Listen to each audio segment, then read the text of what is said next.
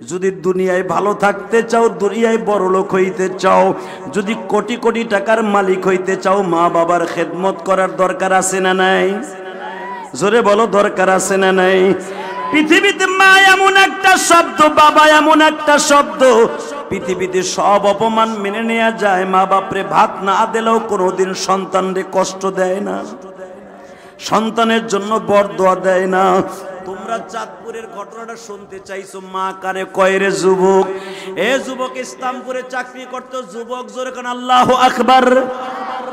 ওয়াজটা শোনার জন্য অবশ্যই তোমাদের কলিজায় লেগেছে বিদায় শুনতে চেয়েছো। আমি গোপালগঞ্জের সন্তান, তুমি বগুড়ার সন্তান। দেখো, এই ঘটনা শোনার পরে তোমার জীবনটা পরিবর্তন করতে পারো কিনা। এই কোরআনকে বুকের মধ্যে নিয়ে ওয়াদা করে গেলাম, আমার ঘটনাই শোনার পরে যদি বাস্তব ঘটনা শোনার পরে পরিবর্তনের নিয়ত করে ফেলো, অবশ্যই বিশ্বনবীর গাড়িতে জান্নাতে যেতে পারবা। মা গো, নদীর মধ্যে ঝড় উঠছে গো মা, মনে হয় লঞ্চটা বাঁচবে না মা, লঞ্চটা ডুবিয়ে যাবে। এ যুবক ভাইরে, তোমরা যখন ঢাকায় যাইতে, যখন যমুনা সেতু হয় নাই, লঞ্চে পার হইতেন না বাবা। আপনার মা যদি শুনতো যমুনা নদীতে ঢেউ উঠছে, ঝড় ছেড়েছে, লঞ্চটা ডুবে যাবে, আপনার মা এই গ্রামের থেকে বাজান দৌড়াইয়া কোথায় যাবে কাউরে কিছু বলতো না। শরীয়তপুর সখীপুরের লঞ্চে বাবা যখন উঠছে, চাঁদপুরের কাছে যাইবার পরেই যখন 3 মোহনার নদীতে বাবা ঝড় উঠে গেছে, যুবক ফোন দিয়ে বলে, মা মা, লঞ্চটা মনে হয় ডুবে যাবে। যুবকের মা বলতেছে, বাবা তুমি কোন নদীতে আসো, শুধু একবার আমার কাছে বলো জাদু।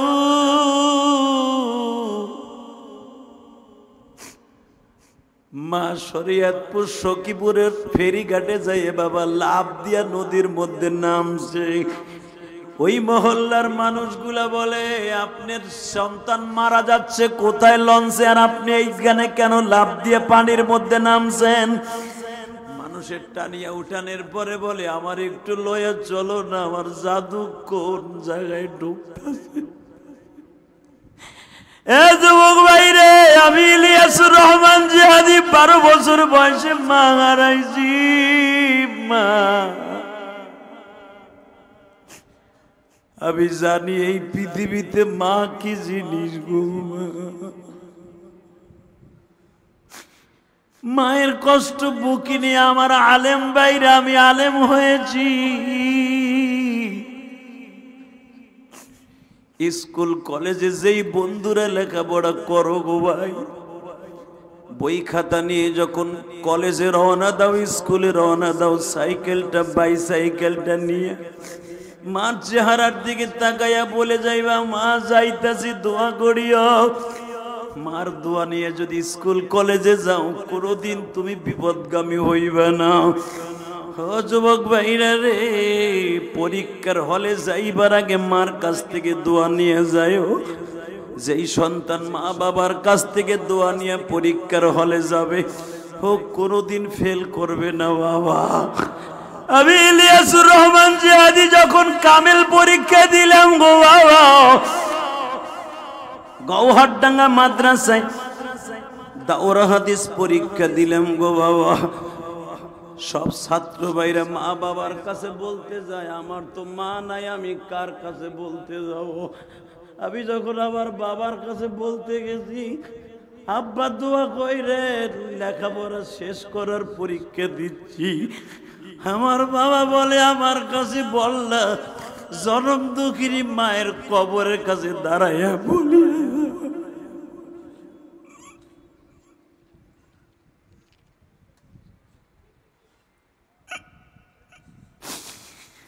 যখন বাবা আরবিতে বাংলায় বলে, মাস্টার কামেল দাওরা বাবারে, আমি যখন পরীক্ষা দিতে যাব, মায়ের কবরের পাশে দাঁড়ায় বলছিলাম, মা গো ও মা, তুমি না কত খুশি হইতো মা, মা তোমার ইলিয়াস পরীক্ষা দিতে যায়। এই যে দেখো আজকের মাহফিলের পরিচালক কান্দে। আল্লাহ আমি জানি না কার জানো মাই মাহফিলে নাই গো মা।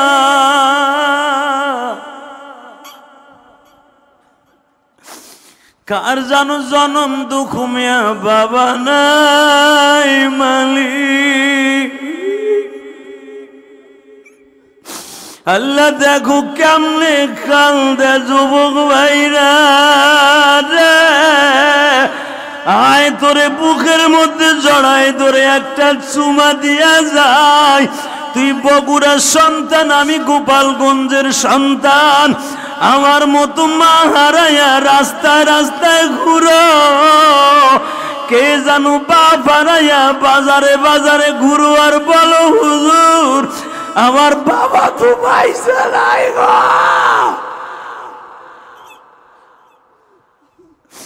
আল্লাহ তোমার কাছে রহমতের চাদরটা ভিক্ষা চাই। এই মাহারা যুবকদের মাথার উপরে বিছাইয়ে দাও, বাপারা যুবকদের মাথার উপরে বিছানাটা বিছাইয়ে দাও। রহমতের চাদরে ঢাকিয়া লও গো মালিক। মা বাবা হারাইয়া যারা কাঁদে এদেরকে তুমি মাফ করে দাও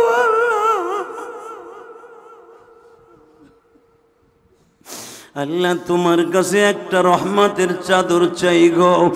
আমার নবী 6 বছর বয়সে মা হারাইয়া সারাটা জীবন মক্কায় থাকাকালীন মাদানী জিন্দেগিতে নবী এত কাঁদা কেঁদেছে। বাজান কেন তুমি কাঁদবা না? এবার শুধু চিল্লাবার কানবা। যখন লঞ্চটা ডুবে যাবে বারবার ফোন দিয়ে কয় মা গো মা, লঞ্চটা এখনই ডুবে যাবে মা। মা লাফায়ার দৌড়ায়ার বলে আমার জাদুর একবার একটু চেহারাটা দেখাও। লঞ্চটা ডুবার 1 মিনিট আগে বলে মা লঞ্চে পানি উঠে গেছে মা, এখনই ডুবে যাবে, তুমি আমারে মাফ করে দিও মা, আমারে মাফ করে দিও মা। আব্বারে বইল মাফ করে দিতে মা, আমি তোমার জন্য কাপড় কিনে নিয়ে আসছিলাম মা, পড়াইতে পারলাম না। ছোট্ট বোনটার জন্য 2টা স্যান্ডেল কিনে নিয়ে আসছিলাম, পড়াইতে পারলাম না। যুবক ভাই এখন চিল্লাবার কানবা। আমি জানি না এরকম জীবনী কার আছে গো। যুবক ভাই তোমরা জানো যখন লাশগুলারে লঞ্চের তলদেশ থেকে র্যাব ভাইরা আর্মি ভাইরা উঠাইয়া তার পকেটের মধ্যে একটা চিরকুট পেয়েছিল, ঠিকানাটা পেয়ে যখন শরীয়তপুর সখীপুর লাশটা নিয়ে গেল, হ্যাঁ যুবক ভাইরা এই যুবকটা পানি খাইয়া 4 দিনের মধ্যে বাবা মরা গরুর মতো ফুলিয়ে গেছে। এই যুবককে যখন আর্মিরা কাফনের কাপড় পরাইয়া মায়ের কাছে নিয়ে গেছে গো, 4 দিনের লাশটা এমন পচা পচছে যুবক বাইরে কোনো রকম ভাবে গন্ধে যাওয়া যায় না লাশের কাছে।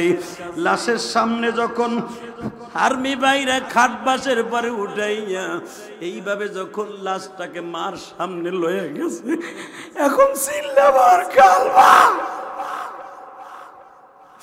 মার সামনে যখন লাশটা লয়ে গেছে বাজান দুর্গন্ধে কোন যুবক কোন এলাকার মানুষ যাইতে পারে না, কিন্তু সবার নাকে গন্ধ আসলেও মায়ের নাকে গন্ধ নাই।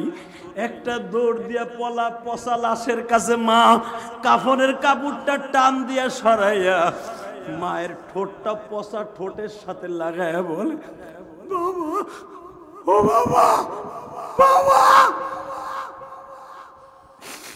মায়ের জন্য কাপড় কিনে নিয়ে আসছিলাম, মায়ের কাপড় পরিধান করাইবার আগে তুমি নিজে সাদা কাপড় পরে কেন ঘুমিয়েছ বাবা? ওই যুবকের পচা ঠোঁটের গোশতগুলা মায়ের ঠোঁটে লাগছে।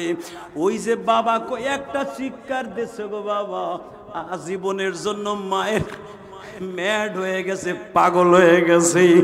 আমি ওই ছেলেটার দাফনের 21 দিন পরে আমি যখন শরীয়তপুর সখীপুর গেলাম বাবা, যে দেখি আমার ওই মাটা লঞ্চ ঘাটে দাঁড়াইয়া ল্যাংটা হইয়া নাচতাছে। আমি জিজ্ঞেস করলাম, এই মেয়েটার, এই মহিলাটার তো কম বয়স, সেইখানে দাঁড়াইয়া কি বলে, বাবা তুই কই গেলি, কই গেলি, কি কয়? তখন ওই ওয়াজ কমিটির এই সাইজের যুবকগুলা বলে, হুজুর 21 দিন আগে যেই ছেলেটার লাশ ভাইরাল হয়েছিল, এই যে সেই মহিলার ভাইয়ের মা। বহুত ডাক্তার দেখাইছে হুজুর, ডাক্তার বলছে চিরদিনের জন্য মা পাগল হয়ে গেছে। হে বগুড়ার যুবক ভাইরা রে,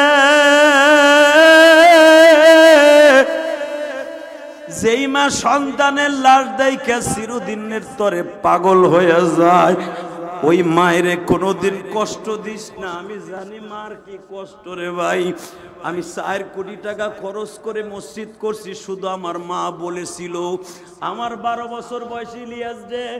আমি জানি বগুড়ার মানুষ তো প্রেসিডেন্টের এলাকার মানুষ, আমি যেরকম গোপালগঞ্জ প্রেসিডেন্টের এলাকা, বগুড়া একটা প্রেসিডেন্টের এলাকা।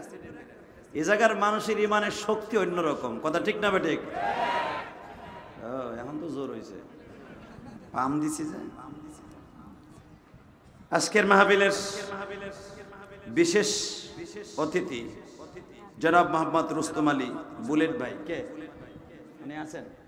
ওই যে আমার বুলেট ভাই, যেখান দিয়ে যাবে সিরে বাইরে যাবে। মাশাআল্লাহ, সুন্দর নাম। আমার আগে যিনি ওয়াজ করেছেন, আপনাদের এলাকার রত্ন, আমাদের গোপালগঞ্জের ভাষায় বলে, গরু রাতালের পাশের ঘাস গরুতে খায় না, ও খায় আর একজনেরটা। কথা ঠিক না বেটে? কিন্তু অনেক সুন্দর আলোচনা করেছেন হযরতুল আল্লামা হযরত মাওলানা আশরাফ বিন মোবারক আলী সিদ্দিকী বারাকাল্লাহু ফি হায়াতি, জরকান আমিন। আজকের মাহফিলে আরেকজন বক্তা ওয়াজ করেছেন, রবিউল ইসলাম সাহেব, আপনাদের পেশ ইমাম। উনি সুন্দর আলোচনা করেছেন, আল্লাহ ওনার হায়াত আপনি বরকত দান করেন। এবং এখানে বিশেষ অতিথি অন্তত 60 জনের নাম আছে এখানে। যদি আমি এক এক করে ধন্যবাদ জানাইতে যাই, 11টার উপরে বেজে যাবে। অতএব কাউকে আমি ছোট করলাম না, বড় করলাম না। আবার ভাবতে পারেন ছোট করে নাম দিয়েছি বিদে আমার নাম নেয় নাই, আশিস মসজিদের কালেকশনে বাস দিয়ে দিন। অতএব এই কথা বললে আপনার সব শেষ। আমি সবাইকে, যাদের নাম পোস্টারে আছে, যাদের নাই, শ্রোতা মণ্ডলী, আমার ডানে বামে যে সমস্ত অতিথিবৃন্দ সবাই আছেন, আমি সবাইকে কোরআন বুকে নিয়ে দোয়া দিচ্ছি, আল্লাহ আপনাদের সবাইকে কবুল করেন। আল্লাহ সকলকে আপনি ভালো রাখেন। আল্লাহ এই গরমের ভিতরে, তীব্র গরমের ভিতরে আমার কলিজার টুকরা ভাইয়েরা বসে আছে, জান্নাতের পাখিরা, জান্নাতি মানুষ আপনারা।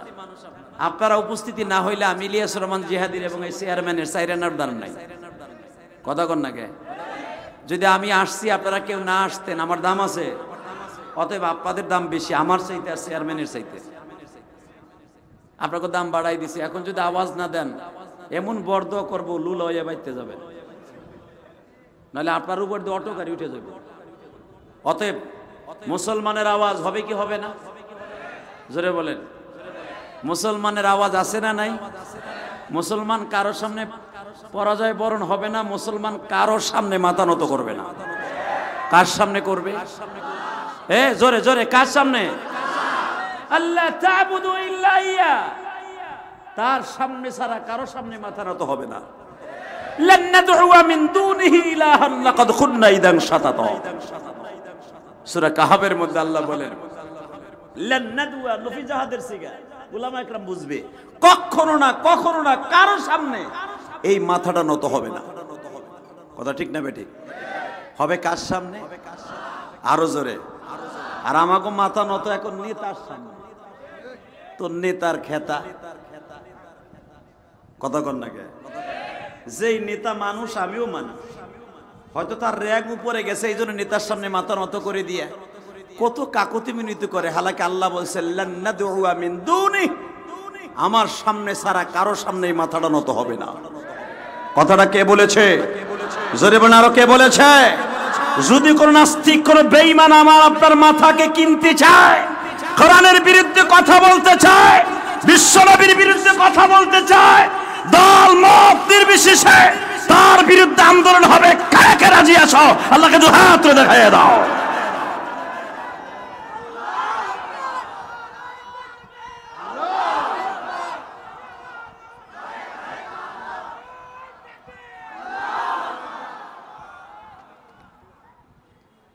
তাকবীরটা ভালো লেগেছে, কিন্তু আসলে একজন ধরছে আর একজন ছাড়ছে। তাকবীরটা হবে মাহফিলের মাঝখান থেকে হযরত ওমরের মতো, জোরে কোন আল্লাহু আকবার। মুসলমান এমন একটা শব্দ, মোসার সেনুর মাথাটা কাটলেই তারে মুসলমান কয় না। সেনুর মাথা বুঝেন? সেনুর মাথা কি আমার, ওই যে যেটা কাটলে আজ থেকে 20 বছর আগে মাইক বাজাইয়া ঢোল ডগর পিটে বলতেন আমার ছেলেরে মুসলমানি দিছে। কথা কন না কেন? মুসলমানি দিলে আর টাকা পয়সা থাকলে মান থাকলেই তারে মুসলমান কয়? আরে ভাই, মুসলমানকে তাকিই বলে উদখুলু ফিস সিলমি কাফা ওয়ালা তাত্তাবিউ খুতুওয়াতিশ শাইতান। মুসলমান তো তাকিই বলে যে ইসলামের ভিতরে ঢুকবো তো পরিপূর্ণভাবে ঢুকবো। অর্ধেক হলো এই নৌকায়, আর একটা হলো ওই নৌকায়। একটা দিয়ে দিছি পীরের সামনে, আর একটা দিয়ে দিছি আল্লাহর সামনে। দুইজনের সামনে ইমান ভাগ করে দিয়ে দিছি। পীর একদিক টানে কয় আমার দেন গরু লইয়া, আবার আর একজন বলতেছে আমার হুকুম আদায় করবি, জান্নাতে ধাক্কা দিয়ে ফেলাই দিবি। সব কিছু শয়তানি কথা, কথা ঠিক না? ঠিক। পৃথিবীতে আল্লাহ ছাড়া কারো সামনে মাথা নত করা যাবে না, কারো ইবাদত করা যাবে না। যখন আল্লাহু আকবার। অতএব তাকবীর হবে তো হযরত ওমরের মতো হবে ইনশাআল্লাহ। বলেন আসেন, আমার মাবুদ কোরআনে কি বলে। এই গরমের ভিতরে আপনারা বেশি সময় কষ্ট দিব না। আপনারা জানেন আমি গত এক সপ্তাহ আগেও ডেঙ্গু জ্বরে আক্রান্ত ছিলাম। আমার প্লাটিন নেমে আসছিল চেয়ারম্যান সাহেব মাত্র 20,000-এ। আর যদি 2-1,000 কমতো আমাকে বেলার দিতে হইতো। আল্লাহ শুকর, আল্লাহ সেটা করেন নাই। আপনাকে দোয়া আছে বিদায় মাহফিলে হাজির হতে পারবো বিদায় আল্লাহ হয়তো তাড়াতাড়ি সুস্থ করে দিয়েছেন। এক সপ্তাহ আগে যে লোকটা ডেঙ্গু রোগে আক্রান্ত, 20,000 তার প্লাটিন নেমে আসে, এই লোকটা যে কথা বলতে পারবে এটা তো আমি কল্পনা করিনি। বাজান, ডেঙ্গু যার হয় নাই সে বুঝবে না ডেঙ্গু জ্বরটা কি জিনিস। প্রত্যেকটা শরীরের পশমের গোড়া শুদ্ধ ব্যথা করে। একটা মানুষের বেঁচে থাকার জন্য প্লাটিন লাগে হলো 1.5 লক্ষের উপরে, সেখানে চলে আসছে হুদা 20,000। 1.5 লক্ষর নিচে আসলে আপনাকে বাঁচানো মুশকিল হয়ে যায়। একটা লোক সুস্থ থাকার জন্য 1.5 লক্ষ লাগে। রক্তের সুগার, সেখানে আসছে মাত্র 20,000। আপনি চিন্তা করেন। আমি দোয়া করি আপনাদের কারো যেন আল্লাহ ডেঙ্গু রোগ না দেয়। আমি দোয়া করি। এটা যে কত বড় মারাত্মক রোগ, এটা যার না হয়েছে তারে বোঝানো যাবে না। তো যাই হোক, আপনাদের সামনে আমি হাজির হতে পেরেছি। আপনি খুশি না বেজার? আমি মুসাফির দোয়া করে গেলাম যেন অন্তত আপনাদের ডেঙ্গু রোগে কেউ যেন আক্রান্ত না হয়। জ্বর হয় হোক, প্যারাসিটামল খাইলে ভালো হয়ে যাবে। 2-4 দিন 1 মাস পড়ে থাকলেও আপনার অসুবিধা হবে না। কিন্তু ডেঙ্গু হইলে আপনি 1 সপ্তাহ ঠিক মতো টিকে থাকতে পারবেন না। প্রতিদিন এই পর্যন্ত অনেক মানুষ মারা যাচ্ছে ডেঙ্গু রোগে আক্রান্ত। আল্লাহ যেন বিশেষ করে এই হাজরাদিগি মানুষদেরকে আল্লাহ কবুল করেন। ননগলা ইউনিয়ন পরিষদের সমস্ত মানুষদেরকে, চেয়ারম্যান সাহেব সহ, মেম্বার সাহেব সহ, সভাপতি সাহেব সহ, এই মাহফিল কমিটির একজাক্ট তরুণ যাদের ব্যবহারে আমি অত্যন্ত মুগ্ধ, এই ছেলেগুলা সহ আল্লাহ সবাইকে কবুল করুক। জোরে কোন আমিন। দোয়াটা ভালো করছি না খারাপ করছি?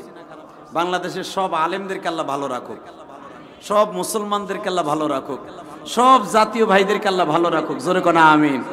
আসেন এখন শুরু করা যাক আমার মাবুদের কোরআনের তাফসীর। ইনশা কোরআনের তাফসীর পৃথিবীর শ্রেষ্ঠ কথা, ঠিক না ঠিক? তা আমি কোরআন শরীফ পড়বো, যদি পারেন আমার সাথে পড়বেন, আর যদি না পারেন তারপরে পান খাওয়া মানুষের মতো পান খাওয়ার সময় গাল লড়াইতে পারো, কোরআন পড়ার সময় লড়াইতে পারো না বুড়াটা। অনেক বুড়াগুলো আছে পান ঠিকই খাতির জমা সাবায়, পান সাবায়, কিন্তু কোরআন শরীফ আমি পড়বো, আপনার তো ঠোঁট লড়ান, তাও তো সোয়াব। কোরআন পড়ার সময় আপনি আওয়াজ শুনে আমি যা বলতেছি ঠোঁট লড়াইতে পারবেন না? ভুল হোক আর সহি হোক, আপনি আমার সাথে ঠোঁট লড়াবেন, এতেই সোয়াব। রেডি? বিসমিল্লাহির রহমানির রহিম।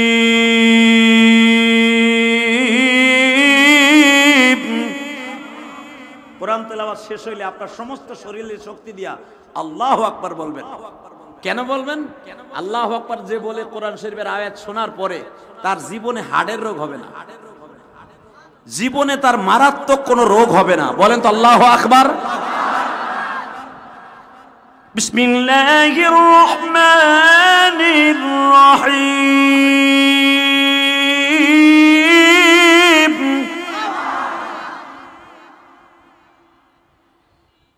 ইয়া আইয়ুহাল্লাযীনা আমানুস্তাঈনু বিস-সাবরি ওয়াস-সালাহ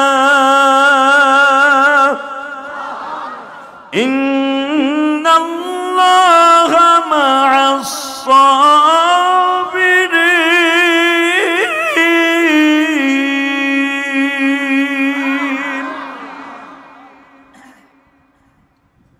ওয়া ইন্নাকা লা'আলা খুলুকিন আযীম। আমি দুই দিকে দুইটা আয়াত তেলাওয়াত করেছি, জোরে কোন মারহাবা। আল্লাহর কাছে চাইতে হলে কি দ্বারা চাইতে হবে? নামাজ আর সবর দিয়ে, জোরে কোন মারহাবা। কি দিয়ে চাইতে হবে? এখন যদি আমি জিজ্ঞেস করি এখানে ইশারের নামাজটা কে কে পড়ছেন, আমার মনে হয় এখানে অনেক চান্দু চাচাই থাকবে, হে পড়ে নাই। কথা ঠিক না বেঠিক? যদি যুবকদেরকে জিজ্ঞেস করি যারা ওয়াজ দিছে, হ্যাঁ গো যদি জায়গায় নামাজ পড়ছো, আমার মনে হয় যদি সদস্য 30 জন থাকে 25 জনই নামাজ পড়ে নাই। কি ঠিক বলছে না বেঠিক বলছে? হালাকি আল্লাহ কোরআনে কি বলছেন? ইয়া আইয়ুহাল্লাযীনা আমানুস্তাঈনু বিস-সাবরি ওয়াস-সালাহ। আমি আল্লাহর কাছে চাইবে দুইটা জিনিসের দ্বারা। কয়টা? জোরে কোন, আরো জোরে। আর ইলেকশন আইতেছে চাচা, ক্লিয়ার করো গলা। আল্লাহ কিরছ উনি বলে করছে। এই মুসলমান, আমার আল্লাহ শিখায় দিলেন আমার কাছে মুস্তাঈনু বিস-সাবরি ওয়াস-সালাহ।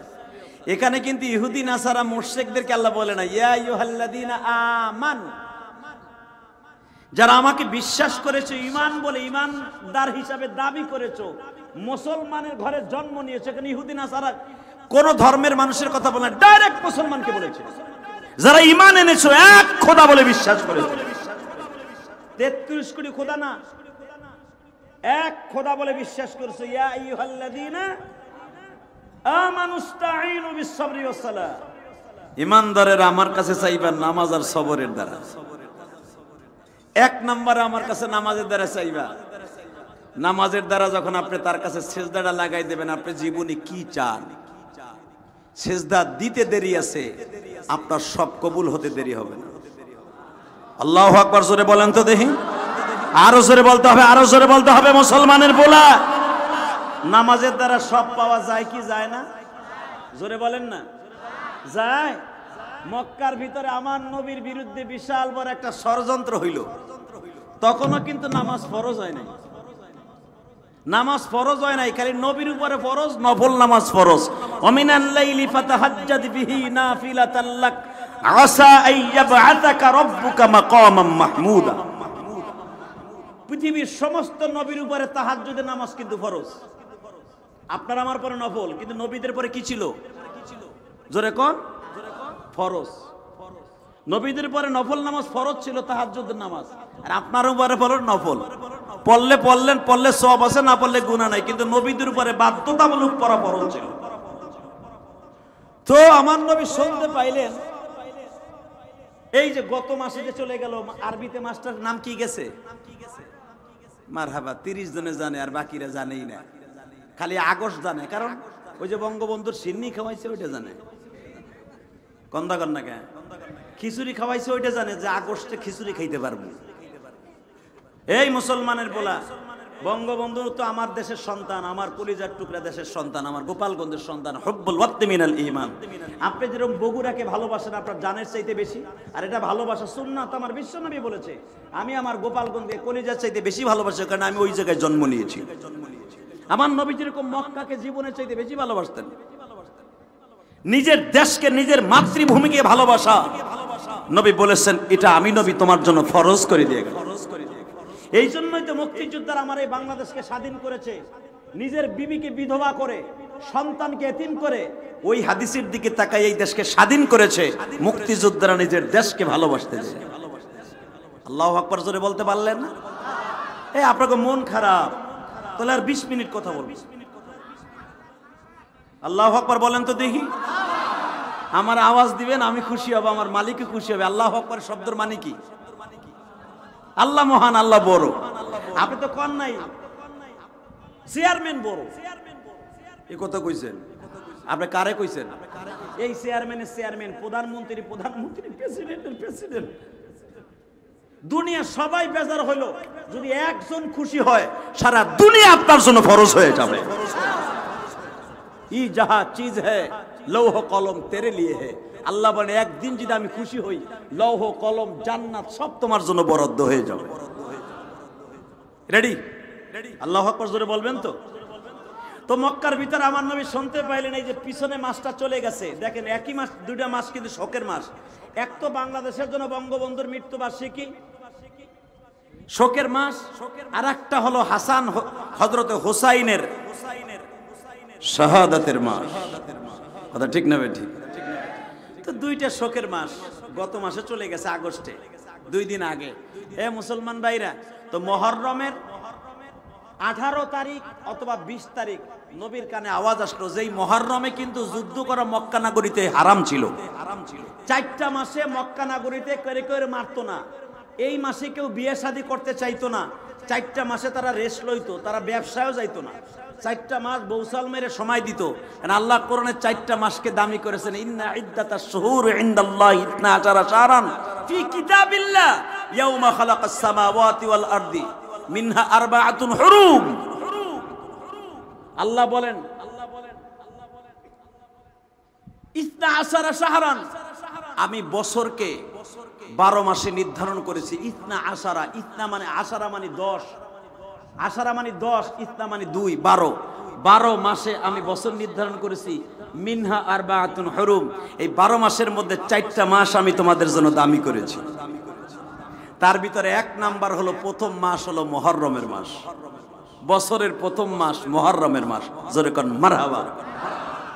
বাজান, এই মুহররমের চাঁদে আমরা শুধু জানি হুসাইন শহীদ হয়েছে, হালাকে মুহররমের চাঁদে আমার আল্লাহ দুনিয়া বানিয়েছে। মুহররমের চাঁদের এক একটা প্রশংসা করি। আগামী বছর পর্যন্ত যদি বেঁচে থাকেন, আপনি খুশির আনন্দে আল্লাহু আকবার বলবেন যে কি ভুল করলাম, মুহররমে কেন অন্তত একটু ইবাদত করলাম না। আল্লাহ রাসূল বলেন, আসিয়ামু বা'দার রমাদান শাহরুল্লাহিল মুহররম। আল্লাহ 11টা মাসকে অন্য মানুষের নামে নাম রাখছে, আর একটা মাসকে আল্লাহর মাস বলেছে। সেই মাসটা হলো শাহরুল্লাহিল মুহররম।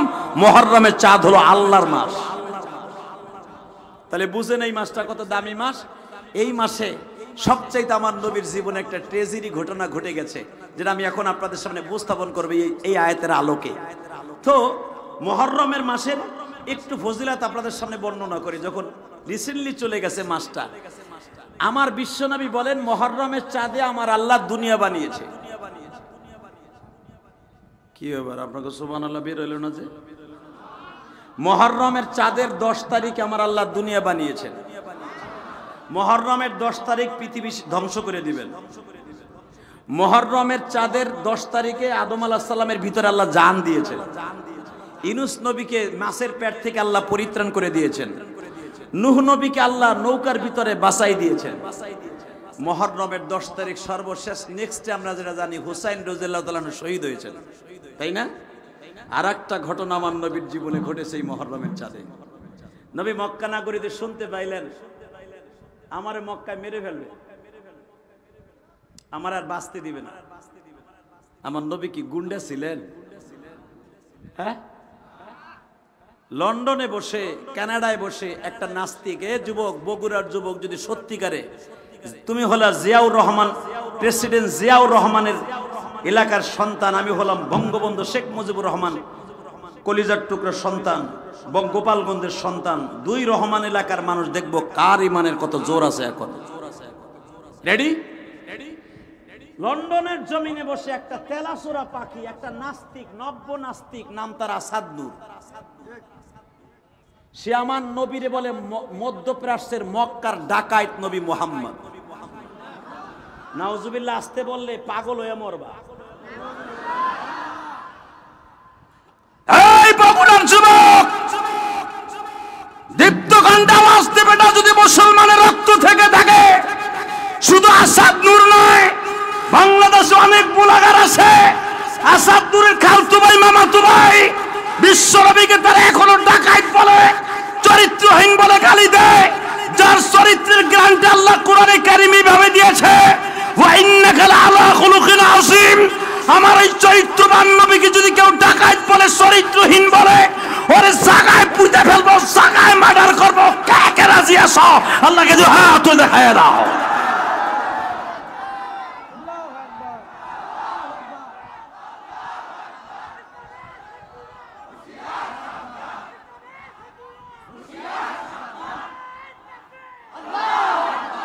আসাদ নূর ওর জন্ম কোথায়ও ঠিক মতো কইতে পারে না, কথা ঠিক যাবে ঠিক।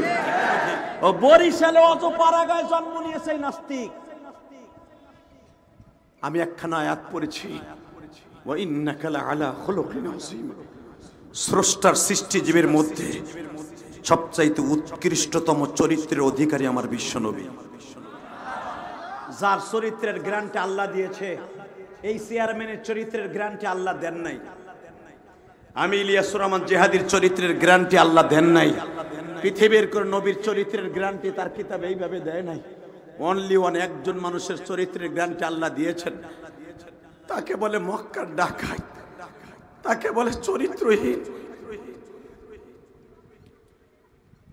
আবার নবী বলে তার আপন ফুফাতো বোনের সাথে পরকিয়া করেছে।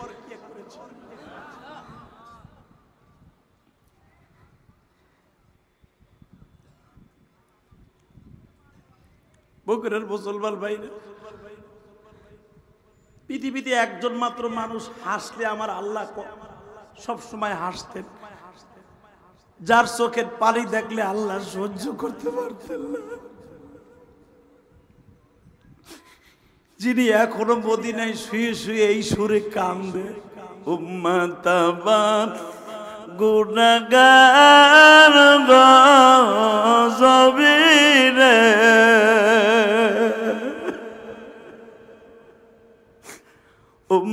উম্মতের মাফ করে দাও মওলা। বেজান রে, আমার নবীর কথা শুনিয়া যদি কারো চোখে এক ফোঁটা পানি আসে, হে বগুড়ার ভাইরা,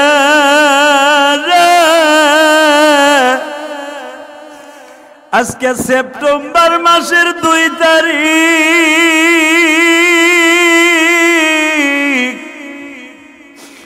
এই সেপ্টেম্বরের 2 তারিখ হাজার হাজার মুসলমান এই তীব্র গরমের মধ্যে যদি চোখের পানি ফেলাইয়া কান্দো আর বলো, মালিক রে, আমার জনম দক্ষিণী মা কবরে ঘুমায় আছে, আরে আমি তো পাখা ছাড়া, ফ্যান ছাড়া, আলো ছাড়া একটা মিনিটও ঘরে ঘুমাইতে পারি না গো। আমার জনম দক্ষিণী মা জানালা দরজা ছাড়া ঘরে ঘুমায় আছে। মা, তুমি কবরে কেমন আছো জানি না গো মা।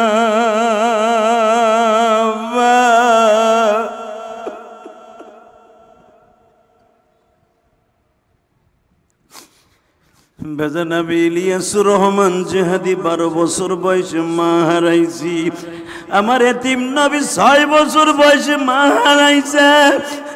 আমার নবী জীবনে বাপ বলে কাউরে ডাকতে পারে না। আমার নবীর দুধ ভাইয়ের নাম ছিল আব্দুল্লাহ, হালিমায়ে সাদিয়ার সন্তানের নাম ছিল আব্দুল্লাহ বাবা। আমার নবীর বাবার নাম আব্দুল্লাহ। আমার নবী মাঝে মাঝে হালিমায়ে সাদিয়ারে বলতেন, মা, আব্দুল্লাহ রে তুমি আব্দুল্লাহ কই আমার সামনে ডাইকো না। আব্দুল্লাহ কয়ে ডাক দিলে আমার বাবার কথা মনে পড়ে যায়। আরে আমার নবী বাবা মায়ের কত পাগল ছিল বগুড়ার যুবক ভাইরা রে, আমি তোমাদের দুইটা পাও ধরে বলে দিয়ে যাই, কাদের মা বাবা কবরে ঘুমিয়ে আছে আমি জানি না, কার মা বাবার কবরে জাহান্নামের আগুন ধাউ ধাউ করে জ্বলতেছে আমি জানি না। শুধু এতটুকু জানি রে ভাই, তোমার চোখের পানির খাতিরে এখন মা বাবার কবর আযাব মাফ হয়ে যাবে। আমার নবীর এতিম নবীর কথা শুনিয়া যদি এখন তোমার চোখে পানি আসে, আমার নবীর রওজার থেকে তোমার মা বাবার কবরের সাথে একটা রাস্তা হয়ে যাবে। আল্লাহু আকবার জোরে বলতে পারেন না? এই চেয়ারম্যান সাহেব চলে যায়, আবার আসেন। আল্লাহু আকবার জোরে বলতে পারেন না? এ বাজান, যার চরিত্রের গ্যারান্টি আল্লাহ দিয়েছে, আমার ওই নবীরে আমি দল যেটা মনে চায় সেটা করবো। আওয়ামী লীগ করি, বিএনপি করি, জামাত ইসলাম করি, জাতীয় পার্টি করি, যেটা মনে চায় সেটা করবো, এটা আমার ব্যক্তিগত মত আর পথ।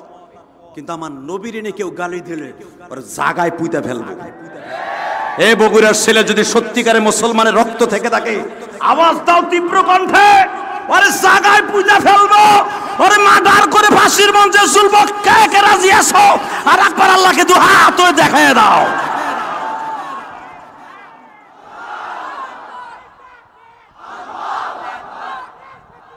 এই মাইকের আওয়াজ বাড়াও,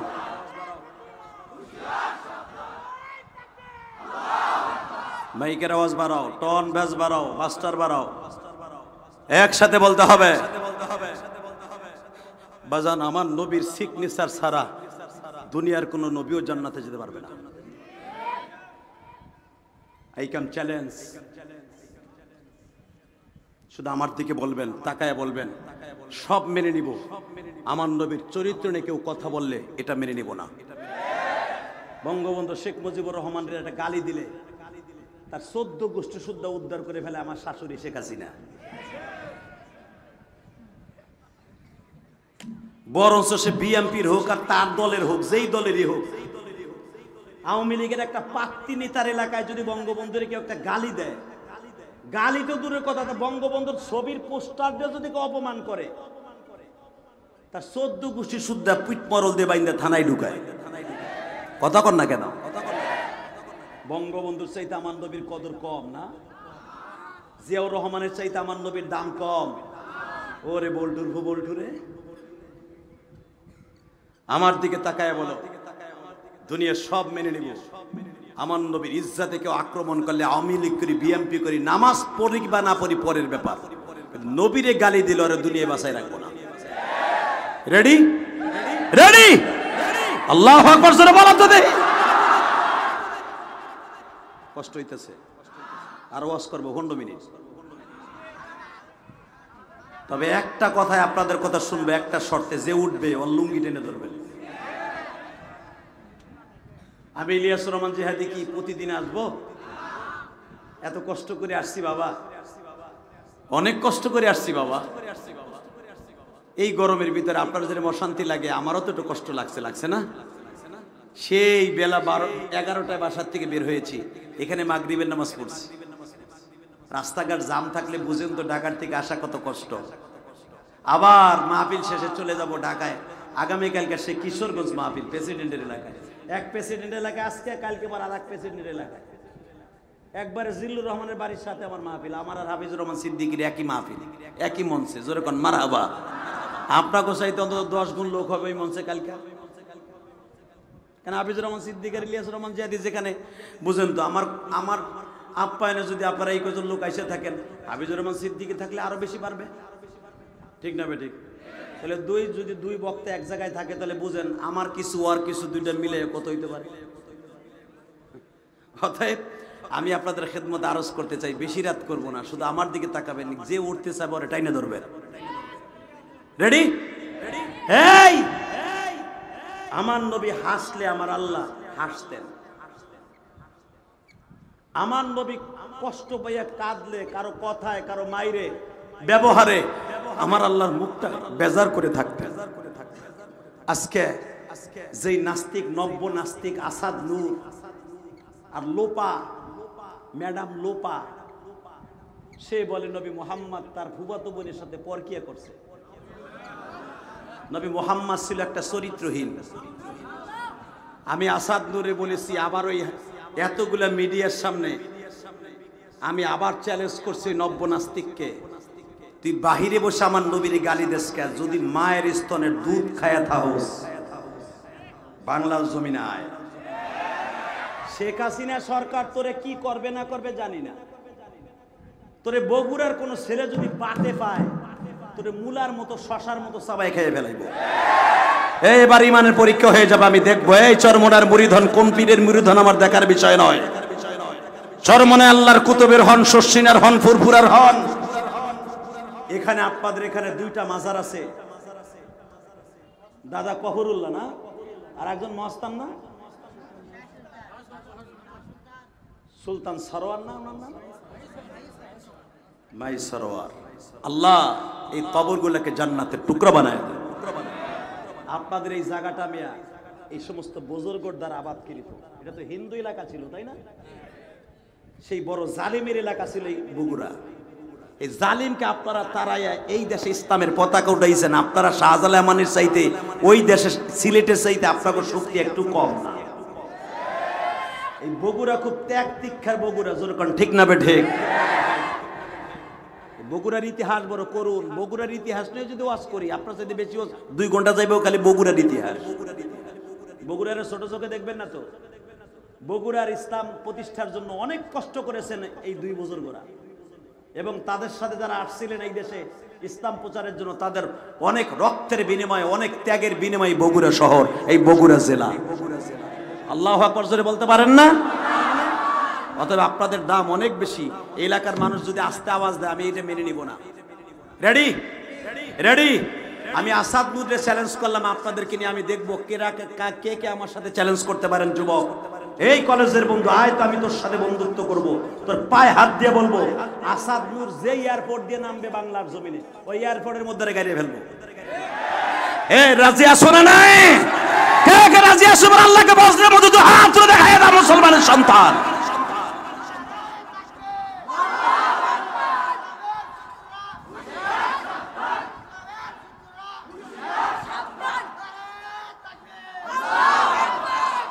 আল্লাহ এই হাতগুলাকে আপনি কবুল করেন, বিশ্বনবীর জন্য কবুল করেন। বৃষ্টি সবের হাত দিয়ে যেন আমরা টিকিট নিয়ে কিয়ামতের মাঠে নবীর গাড়িতে জান্নাতে যেতে পারি, সেই তৌফিক দান করেন। এবার আমার দিকে তাকান বাজান। আমার নবী হাসলে আমার আল্লাহ হাসতেন, আমার নবী কাঁদলে আল্লাহ কষ্ট পাইতেন। এই নবীকে হঠাৎ করে দেখা যাইতেছে মুহররমের 20 বা 21 তারিখ মক্কা নগরীতে ডিক্লার হয়ে গেল মুহাম্মদরে মাইরে ফেলবো। নাউজুবিল্লাহ বললেন না?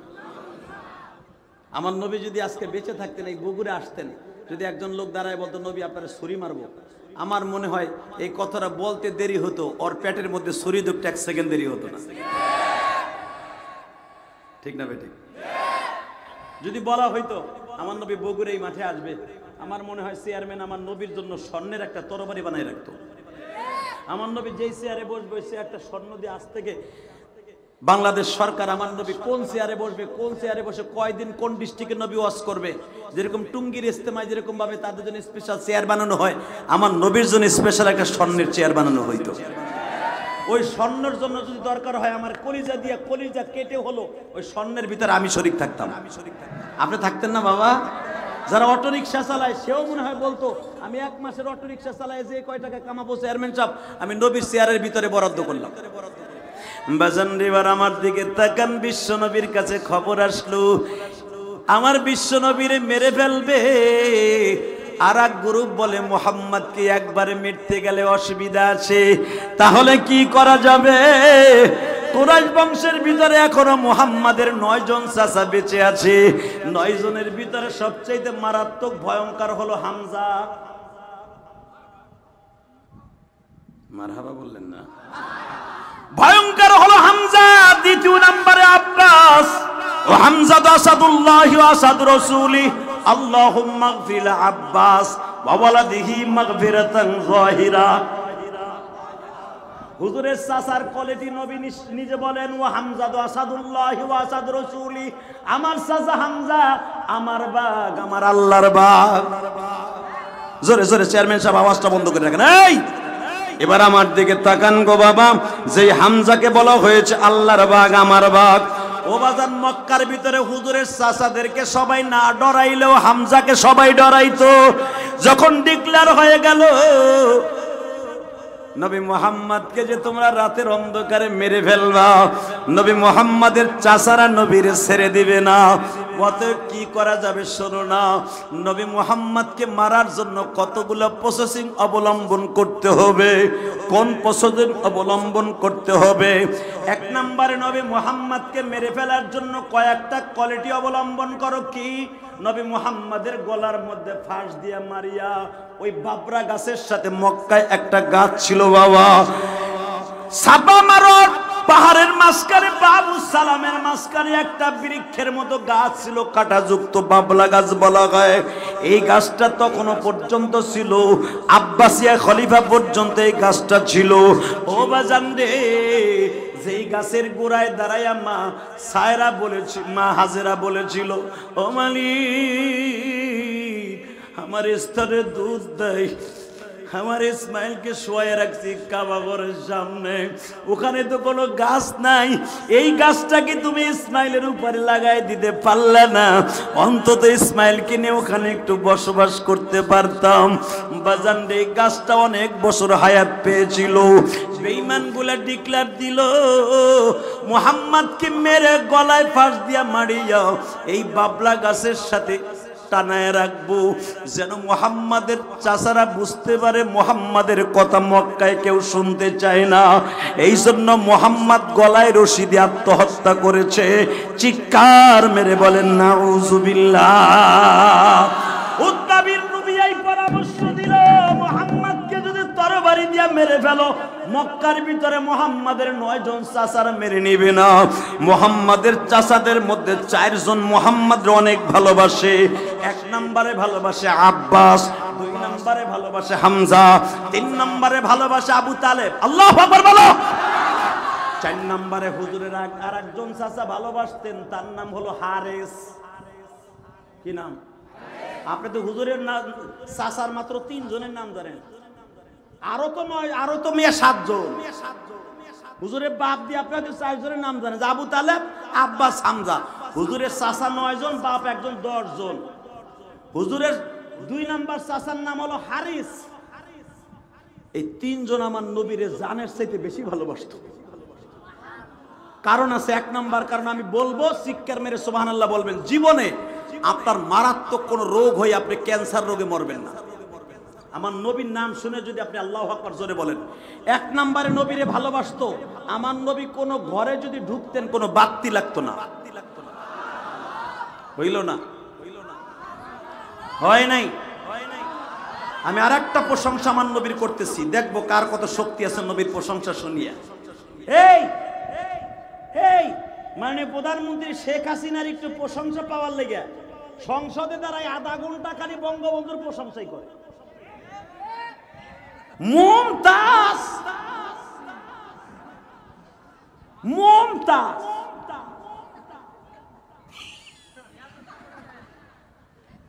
হে আধা ঘন্টা গান গায় প্রধানমন্ত্রী প্রশংসা নেওয়া লেগে। এখন আবার কয়েকদিন আগে 15ই আগস্টে দেখলাম সে এক বক্তৃতায় কয়, যদি ভুল কর্মে কোনোদিন বিএমপি আর জামাত আইসা যায় আমরা তার বাঁচতে পারবো না। বাঁচানোর মালিক কি বিএমপি আর জামাত?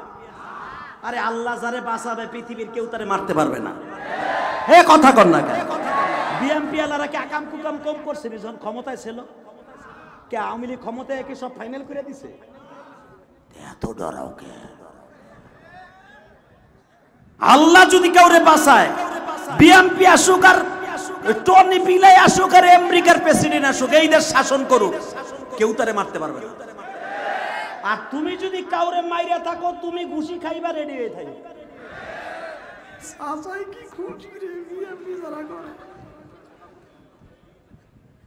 তুমি যে কয়দিন বিড়ারে বাড়ি ছাড়া অন্য বাড়িতে ঘুম পড়াইছো দল ক্ষমতা আসার পরে, তুমি তার সাথে 3 সপ্তাহ অন্য জায়গায় বেশি ঘুমাইতে হইব। রেডি থাকো। এর নাম রাজনীতি না, এটার পথা রাজনীতি। বাংলাদেশে একজন আল্লামা মারা গেল, কয়জন ইমাম সাহেব বাংলাদেশে সে ইন্নালিল্লাহ পড়ে দোয়া করছে বিদায় বেটার মাইরা চাকরি থেকে গেছে। আমার এক ছাত্র 2 বছর পড়ছে আমার কাছে, রাগ করেন না আপনারা, আমি কোনো রাজনীতি করি না, রাজনীতি আমি পছন্দও করি না, তবে কোরআনের বিরুদ্ধে কেউ কথা করলে আমার রক্ত যতদিন প্রবাহিত আছে শরীরে ওর জায়গায় চাপা মাটি দিব। সে আওয়ামী লীগের হোক আর বিএনপির হোক আর জামাতের হোক আর জাতীয় পার্টির হোক, জীবনে জন্ম নিয়েছে একদিন মরবে একদিন, কথা ঠিক না বেঠিক? আল্লামা সাইদি মরার পরে বেটা একটু দোয়া করছে, কারণ সাইদি সাহেব যেদিন মারা গেছে ওই দিনকে কিন্তু দোয়া করার দিন গেছে, কিন্তু বঙ্গবন্ধুর দোয়ার দিন। 15 আগস্টে তারও জানাজা হয়েছে দোয়ার লেগে, হ্যারও জানাজা, তার দোয়া হয়েছে বঙ্গবন্ধুর লেগে।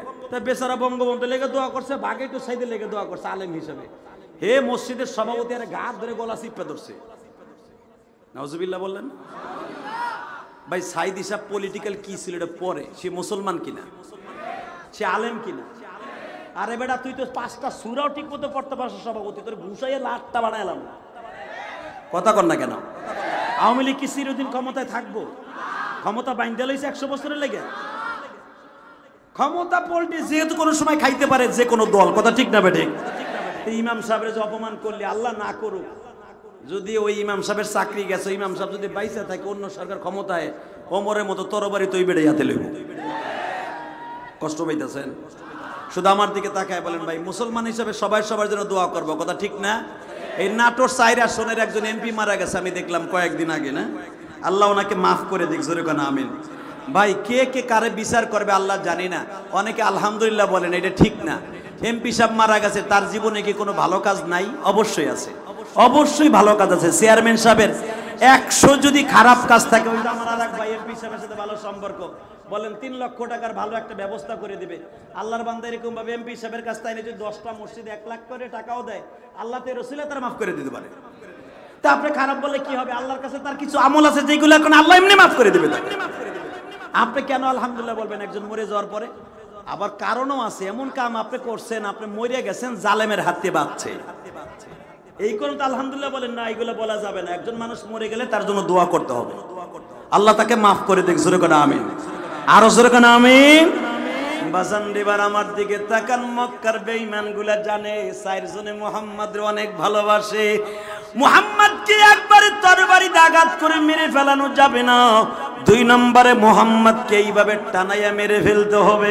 বাজান রে বাবলা গাছের সাথে টানাইয়া মেরে ফেলবো, এই সিদ্ধান্ত যখন হয়ে গেল, কিন্তু কে কে মুহাম্মদকে মারার মধ্যে অংশগ্রহণ করবে? কারণ 2 চোখের পানি দিয়ে আমার আল্লাহরে খুশি করবা। ও বগুড়ার বাইরা, যখন বলা হইল মুহাম্মদকে গলায় রশি বাইন্ধে তারপরে ফাঁস দিয়া মারবা, আবু বকর জানতেন আমার নবী প্রতিদিন আমারে যখন তাহাজ্জুদ পড়তে কাবার মধ্যে ঢুকে, ইয়া আইয়ুহাল্লাযীনা আমানুস্তাঈনু বিস-সাবরি ওয়াস-সালাহ ইন্নাল্লাহা মা'আস-সাবিরিন।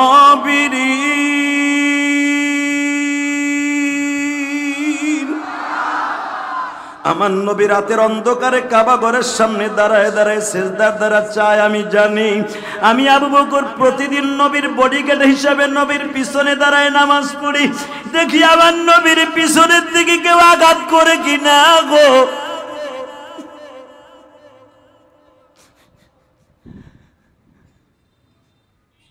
হযরত ওমর বলেন, আমি আমার নবীর পিছনে বাম দিকে দাঁড়ায় নামাজ পড়ি, দেখি আমার নবীর কেউ পিছনের দিকে আক্রমণ করে কিনা বামের দিকে। উসমান গনি বলে, আমি আমার নবীর পিছনে বাম দিকে ডান দিকে নয় সোজা দাঁড়ায় থাকি, আমার নবীর কেউ আক্রমণ করে কিনা। হযরত আলী যুবক মানুষ বলেন, কারণ আলী তো 10 বছর বয়সে ইসলাম কবুল করছে। আলীর বয়স মাত্র তখন বাদান 16 থেকে 17 বছর। আলী মনে মনে ভাবে, আমি আমার নবীর কাবা ঘরের উল্টা দিকে থাকবো, আমার নবী যদি কাবা ঘরের দরজার সামনে দাঁড়ায়, আমি কাবা ঘরের ওই পাশে রুকনে আমিনে দাঁড়াবো। ইব্রাহিম নবীর সময় দরজা যেই পাশে ছিল, আমি ওই পাশে দাঁড়ায় নবীরে পাহারা দিব। সাহাবীরা নবীর জন্য জীবন দিছে, আমরা নবীরে পাই নাই গো, আমরা আলিম উলামা পাইছি আলেমদের সম্মান যদি কেউ অপমানজনক কথা বলে, নবীর পাই নাই আলেমদেরকে নিয়ে যদি কেউ আলেমের ইজ্জতের পরে আক্রমণ করে, ওরা সাতুল আম্বিয়া হিসাবে ওরা দুই টুকরা বানায় হেলাবো। আল উলামা ওয়ারাসাতুল আম্বিয়া, নবীরে পাই নাই ওয়ারিস, নবীর ওয়ারিস পাইছি। নবী বলেছে মান আকরামা আলিমান কাআন্নামা আকরামানি, জালেমকে সম্মান করলে সে আমি নবীরে সম্মান করলো। এটা আমার বাবার বানানো কথা নয়। আলেমকে সম্মান করবি, যে করবি ওর সাথে আমার কোনো আপোষ থাকবে না। কথা বলেন না কেন? আজকে আবু বকরও নাই, ওমরও নাই, ওসমানও নাই, ওরা তাকে বাকে রয়েছে। কবে এই চারজন না থাকে? হঠাৎ করে দেখা যায় আমার নবী যখন জাবালে সাফা মারোয়ার মাঝখান দিয়ে আসতেছে, ইন্দিমিন টাইমে পিছনের থেকে ওতবার সাহেবা আমার নবীর গলার মধ্যে বেল লাগাইয়া এইভাবে দুই দিক দিয়ে টানতেছে। যুবক ভাইরা, আমি দেখবো আমার নবীর প্রেমে প্রেমিক হয়ে কে কান্দা।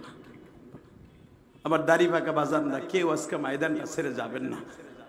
আমার মন কেন যেন বলতে যে আপনাদের চোখের পানির খাতিরে জাহান্নামের আগুন আজকে আরাম হয়ে যাবে। বেঈমানরা গলায় পেশ দিয়া চামড়ার বেল দিয়া উতবা টানতেছে, এইখানে পাও লাগাইয়া, সাহেবা টানতেছে এইখানে পাও লাগাইয়া, দুই দিক দুজন টানতেছে। আবু জাহেল পিছনের থেকে নবীর ঘাড় বাবরি চুল ধরে, এইভাবে চুল ধরে তারাপ তারাপ করে নবীর কেউ নইতেছে। কি বলে আপনাদের দেশে কেনুরে বল, কেন চিনেন তো? হ্যাঁ, এইভাবে এইভাবে এটা দিয়া ঘুষি বলে না, কেন বলে? কোন মারে? এই আমার বিশ্ব নবীর পিঠের উপরে কেন মারতেছে? আমার নবীর ঘাড় বাবরি চুলগুলাকে এইভাবে ঝাঁকি মারতেছে। ইন দি মিন টাইমে আবু বকর আসতে একটু ষোলো দেরি হয়ে গেছে। বাজান রে, আবু বকর দেখে 10 থেকে 12 জন মানুষ একটা মানুষকে মারতাছে। আবু বকর জাবালে সাফা, জাবালে মারওয়া বাবু সালামে দাঁড়াইয়া ডাক দিছে, তোরা কারা গো? একটা মানুষকে এইভাবে মারতাছ। আর লোকটা হা করে আওয়াজ করতেছে, কারণ নবী গলায় ফাঁস দিছে। নবী আমার হাতটা এইভাবে ঢুকাইয়া দিয়া মরা গরুর মতো হা করে আওয়াজ করতেছে।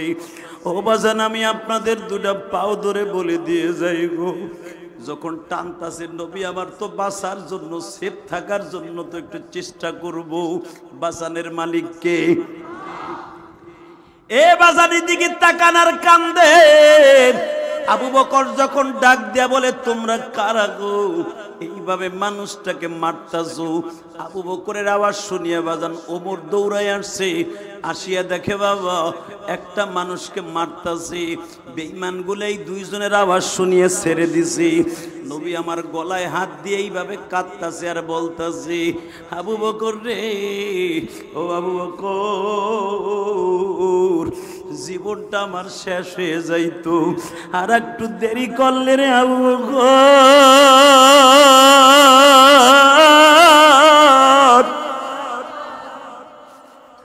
আবু বকর আমার নবীর বুকের সাথে চেপে ধরে বলে, ইয়া রাসূলুল্লাহ, প্রতিদিন আপনি আমাকে সঙ্গে ছাড়া কাবা ঘরের মধ্যে ঢুকেন না, আজকে কেন আপনি একা একা আসলেন? আমার নবী বলে, আবু বকর রে, আমি তো বুঝতে পারি নাই বেঈমানগুলো পেটে বসে আছে, আমাকে মেরে ফেলার জন্য তাদের ষড়যন্ত্র আমি জানতে পারি নাই। ও বাজান, এবার আওয়াজ দিবেন। হযরত আবু বকর আমার নবীর মাথাটা বুকের মধ্যে নিয়ে ভাই এমনি মেসেজ করতেছে। আবু বকর দৌড়ায় যা যখন বলতেছে, আসমা রে, আমারে এক কলস পানি দে। আসমা হলো আবু বকরের বড় মেয়ের নাম, আয়েশার বড় বাবা। যখন বলতেছে, মারে তাড়াতাড়ি এক মশক পানি দে, এক মশক পানি দেখিয়া পানিটা নিয়ে যখন দৌড়ে আসছে, নবী আমার আবু বকরের রানের পরে শুয়ে আছে। আবু বকর রানের পরে রেখে যখন পানিগুলা ঢালতাছে, বাজান রে, এবার একটা আওয়াজ দিবেন। আবু বকর নিজে বর্ণনা করেন, আমি যখন নবীর মাথার চুলগুলা আস্তে করে টান দিলাম, গুয়ার থেকে যেমনি সোবলা গুলা উঠিয়া যায়, আমার নবীর চুল মোবারক গুলা উঠিয়া যাইতেছে। বাজান আবু বকর বলেন, বিশ্ব নবীর লইয়া আমি চলে গেলাম খাদিজার বাড়ি।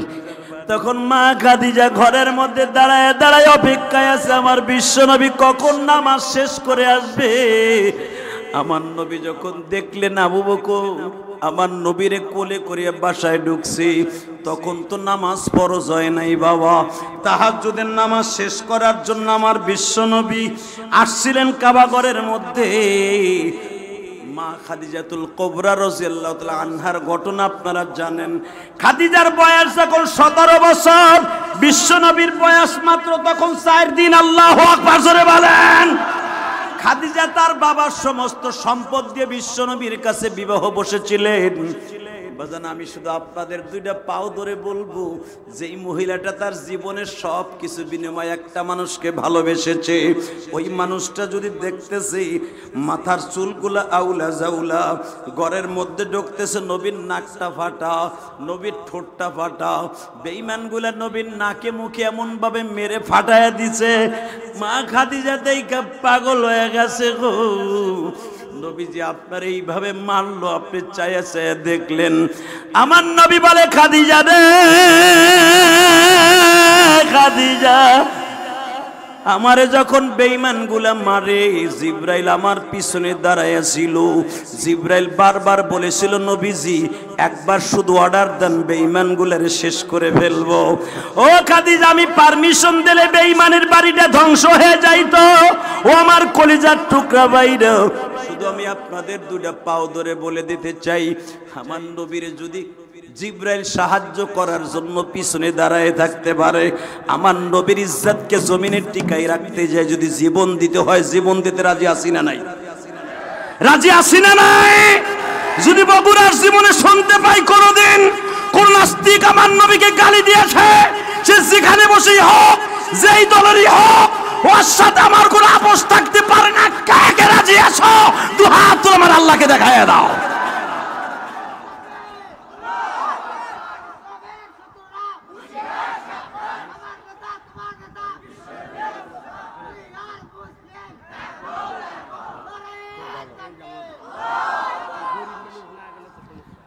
আলহামদুলিল্লাহ বলেন। আপনাদের কষ্ট হইতেছে? আমি চেয়ারম্যান ভাইয়ের জন্য দোয়া করি। আমি দোয়া করি। গত কয়েকদিন আগে এক চেয়ারম্যান সাহেব, আমি একটা মসজিদ করেছি আমার মায়ের নামে 4 কোটি টাকা খরচ করে। আলহামদুলিল্লাহ বলেন। মুন্সিগঞ্জের এক চেয়ারম্যান গত কয়েকদিন আগে মাহফিলে গেছি। কষ্ট হইতেছে আপনাদের? আপনারা 3 জন লোক যায় না, এই যে ভাই আরে স্যান্ডেল লে জায়গা মোনাজাত করে চেয়ারম্যানও যাও গা, আমিও যাই, আল্লাহুম্মা আমিন। হাত তোলেন। ওই যে চাচা ধরে লইছে, আর চিন্তা নাই। তাহলে আমি না কইছিলাম একটু টাইনে টুইনে ধরতে। তো এক চেয়ারম্যান গত কয়েকদিন আগে, আলহামদুলিল্লাহ বলেন, আলহামদুলিল্লাহ বলেন। সব চেয়ারম্যান একরকম না ভাই, সব চেয়ারম্যান এক খেলা নিয়েন না। চেয়ারম্যান সাহেব ওই মসজিদে এরকম যেরকম আপনাদের চেয়ারম্যান আজকে 10,000 টাকা দিয়েছে এই মসজিদে, আলহামদুলিল্লাহ বলেন। আবার 1 লাখ টাকা আর 1 লক্ষ টাকা সরকারিভাবে হোক যেভাবে হোক আমার ভাই দিবে, আলহামদুলিল্লাহ বলতে পারলেন না? আল্লাহ চেয়ারম্যান সাহেবের হায়াত লম্বা করেন, জোরে কেন আমিন। কি করে মুন্সিগঞ্জের চেয়ারম্যান ওই মাহফিলে 10,000 টাকা দিয়ে হেজাইব সবার আগে নিয়ত করছিল। ওয়াজ শুনে সে মায়ের ভক্ত, মা মারা গেছে, মায়ের ওয়াজ শুনে আর যায় নাই। তো হঠাৎ করে থানার থেকে একটা ফোন আসছে, চলে যেতে হবে।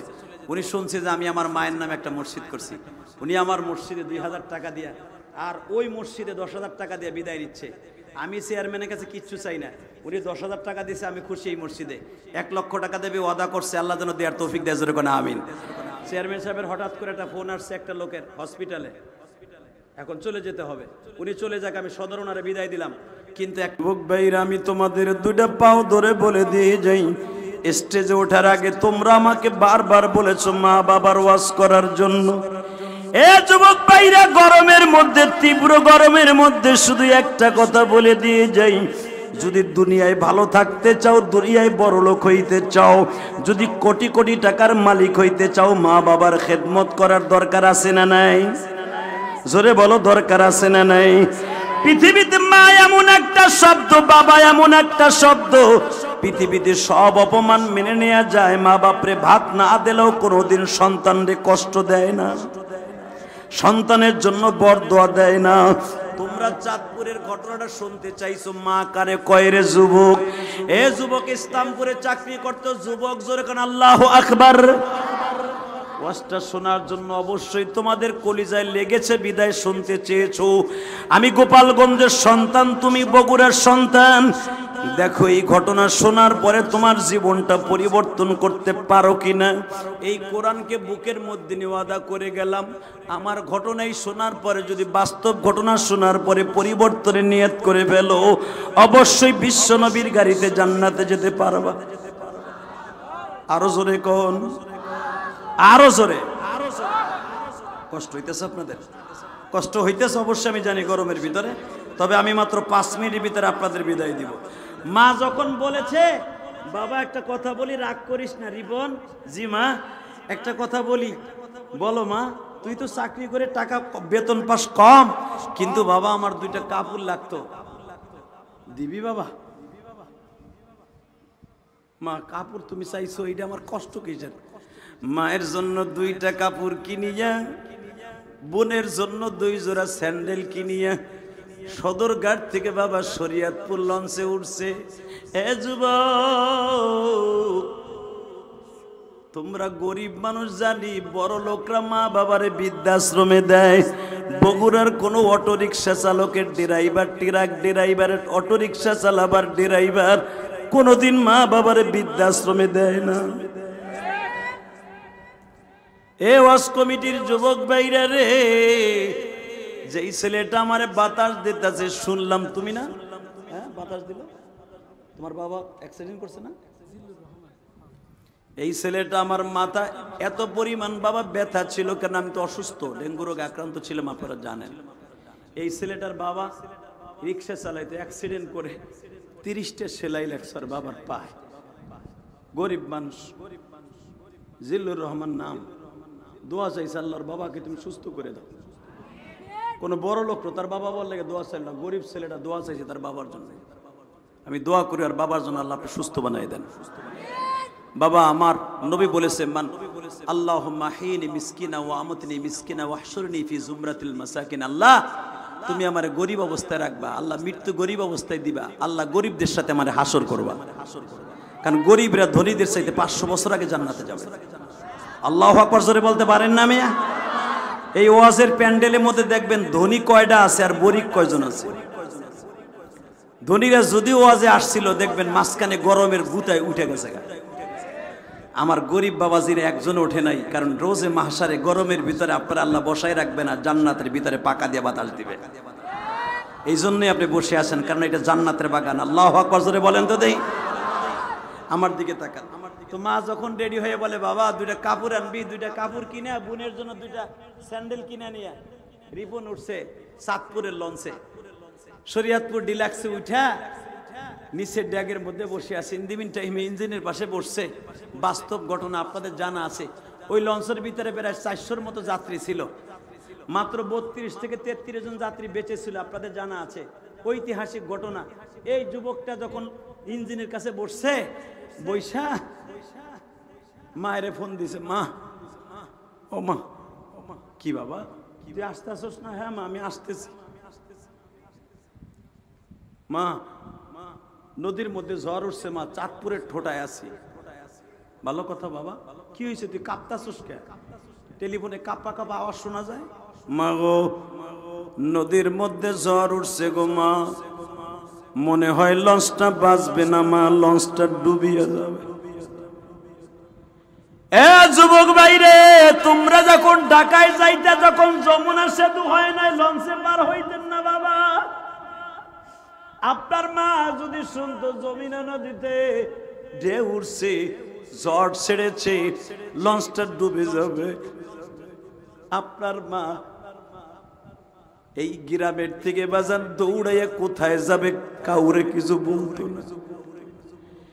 শরীয়তপুর সখীপুরের লঞ্চে বাবা যখন উঠছে, চাঁদপুরের কাছে যাইবার পরেই যখন 3 মোহনার নদীতে বাবা ঝড় উঠে গেছে, যুবক ফোন দিয়া বলে মা মা লঞ্চটা মনে হয় ডুবে যাবে। যুবকের মা বলতেছে বাবা তুমি কোন নদীতে আসো, শুধু একবার আমার কাছে বলো জাদু।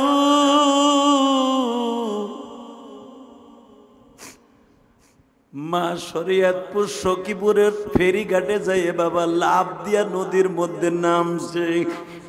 ওই মহল্লার মানুষগুলা বলে আপনার সন্তান মারা যাচ্ছে, কোথায় লঞ্চে, আর আপনি এইখানে কেন লাফ দিয়ে পানির মধ্যে নামছেন? মানুষের টানিয়া উঠানের পরে বলে আমার একটু লয়ে চলো না, আমার জাদু কোন জায়গায় ডুবতেছে। এ যুবক ভাইরে, আমি ইলিয়াসুর রহমান জিহাদি 12 বছর বয়সে মা হারাইছি। মা, আমি জানি এই পৃথিবীতে মা কি জিনিস গো। মায়ের কষ্ট বুকে নিয়ে আমার আলেম ভাইরা, আমি আলেম হয়েছি।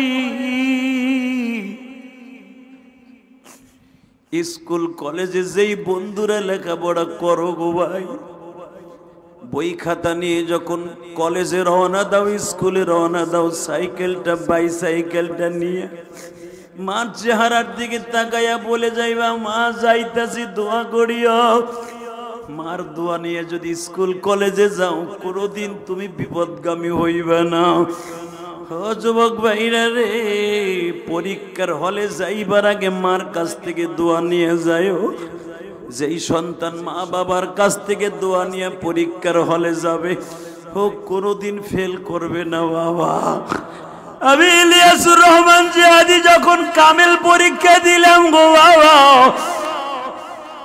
গৌহারডাঙ্গা মাদ্রাসায় দাওরা হাদিস পরীক্ষা দিলাম গো বাবা।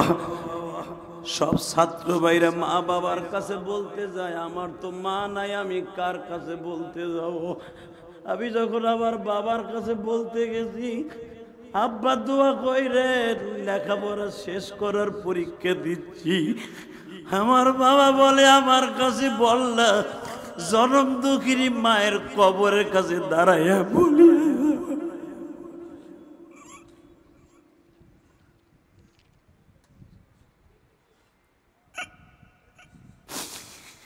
যখন বাবা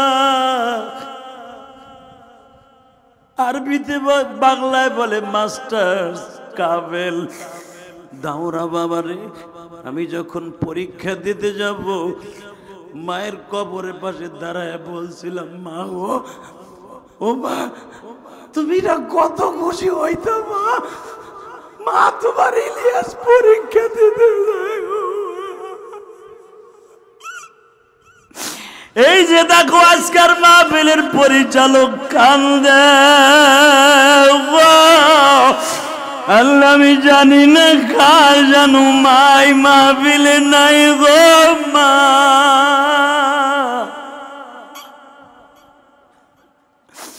কার জানো জনম দুঃখ মিয়া বাবা নাই মালিক।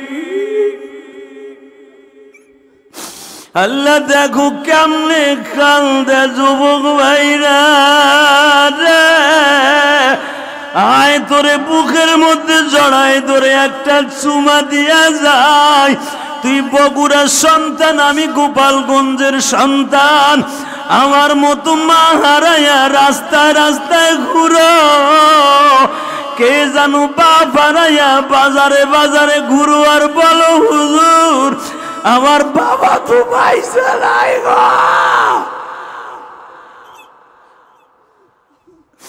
আল্লাহ তোমার কাছে রহমতের চাদরটা ভিক্ষা চাই, এই মাহারা যুবকদের মাথার উপরে বিছাইয়ে দাও, বাপারা যুবকদের মাথার উপরে বিছানাটা বিছাইয়ে দাও, রহমতের চাদরে ঢাকিয়া লও গো মালিক। মা বাবা হারাইয়া যারা কাঁদে এদেরকে তুমি মাফ করে দাও